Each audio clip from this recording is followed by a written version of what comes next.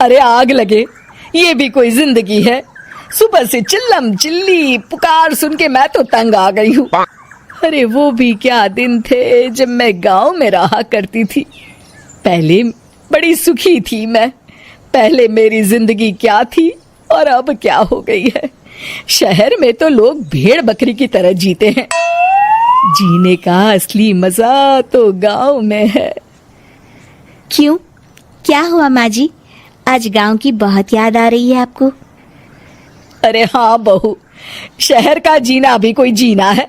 लोगों की आधी जिंदगी तो सड़कों के ट्रैफिक में निकल जाती है और यहाँ रखा ही क्या है। एक बात कहूँ, दिल्ली शहर अब पहले जैसा नहीं रहा। क्या माँ, जब देखो गांव के गुणगान गाती रहती हो। ठीक है, इस बार ना बच्चों के कॉलेज की छुट्टियों में हम सब गांव चलेंगे, ठीक है?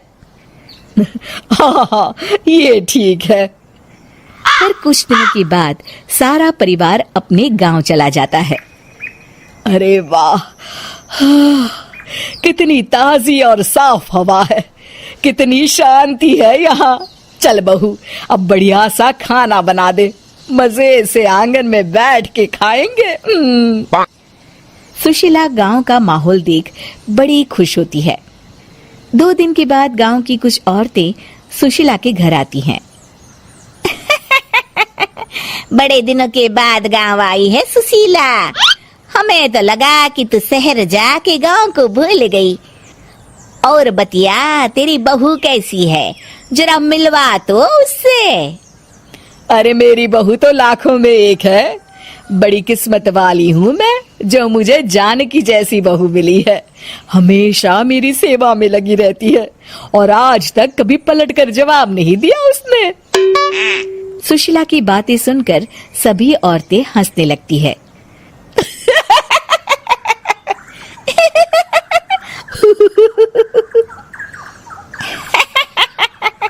अरे कुछ भी बोले जा रही है। तबीयत तो ठीक है? तेरी बहू चांद से आई है क्या? क्यों बहनों, दुनिया की कोई भी बहू अच्छी होती है क्या? सब औरतें ममता की हाँ में हाँ मिलाती हैं। अरे मैं तो कहती हूँ दुनिया की हर बहू सास का खून चूसने वाली डायन होती है, डायन। मैं तो एक बिल में 1000 सांप के साथ रह सकती हूँ, लेकिन अपनी बहू के साथ नहीं रह सकती। हाँ, तूने सही कहा। मेरी बहू तो तेरी बहू से भी 2 कदम आगे है। सब औरतों की बातें सुनकर ममता मन ही मन बड़बड़ाती है। अरे ये गांव सुधर गया, लेकिन औरतें नहीं सुधरी। अगर थोड़ी देर और इनकी बेवकूफी भरी बातें सुनूंगी तो मैं सच में पागल हो जाऊंगी। फिर सुशीला उन औरतों को घर से दफा कर देती है और राहत की सांस लेती है। अरे बहू, जरा बाम लाके मेरे सर पर तो लगा दे। उन औरतों की फालतू बातें सुनकर मेरा सर चकरा गया है। इस गांव की औरतों का तो भगवान ही मालिक है। फिर अगले दिन सुशीला की सास उससे कहती है, अरे बहू, तू यहाँ क्या आराम फरमाने आई है? आखिर ये तेरा ससुराल है। चल चल, घर के कामों में हाथ बटा। शहर में कुछ काम धाम तो करती नहीं है। जरा अपने आप को तो देख, कितनी मोटी हो गई है। सारा दिन घर का काम करने के बाद शाम को सुशीला, हाय मेरी कमर, हाय मेरे पैरों ने तो जवाब दे दिया। आज तो मुझसे मक्खी भी न मारी जाएगी। अरे बहू, जरा आकर मेरे हाथ पैर तो दबा दे। जी माँ जी, अभी आती हूँ। तभी सुशीला की सास जानकी को रोकते हुए कहती है, अरे रुक जा बहू, एक दिन काम करके इसको इसकी नानी याद आ गई। हम लोग तो रोज इतना काम करते हैं, कोई जरूरत नहीं इसके हाथ पैर दबाने की। सुबह तक सब ठीक हो जाएगा। सुशीला अपनी सास की बातें सुनकर हैरान रह जाती है। इस तरह धीरे धीरे गांव आने के बाद सुशीला की परेशानी शुरू हो जाती है।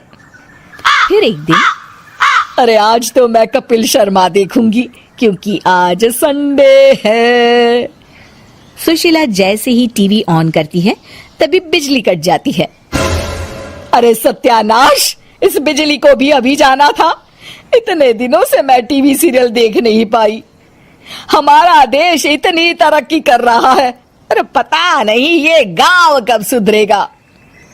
अरे अब तो 2 दिनों के लिए बिजली को भूल जा, ये तो यहाँ रोज की बात है। अब इस अंधेरे में रहने की आदत डाल ले। हाँ हे भगवान, अब क्या होगा? ऊपर से इन मच्छरों ने जीना हराम कर रखा है। दूसरी तरफ घर के काम कर करके और बिना किसी सुविधा के सुशीला तंग आ जाती है और उसे शहरी जीवन याद आने लगता है। क्यों माँ, मजा आ रहा है ना? अरे आपने ऐसी सूरत क्यों बना रखी है? मुस्कुराइए, अब हम गांव में हैं। मोहन के साथ जानकी भी अपनी सास की खिंचाई करती है। हाँ हाँ माँ जी, आप ही तो यहाँ की बड़ी तारीफ कर रही थी। फिर अभी तो कुछ ही दिन बीते हैं, वैसे भी अब तो आप यहीं रहने वाली है ना? अरे नहीं नहीं बहू, मैं एक दिन और यहाँ रुकी तो मर जाऊंगी। मुझे शहर ले चलो। क्या दिन थे, कितनी सुखी थी मैं वहाँ। ठीक है माँ, हम कल ही वापस शहर चले जाएंगे। इस तरह सुशीला शहर आ जाती है और फिर कभी दोबारा गांव जाने की जिद नहीं करती।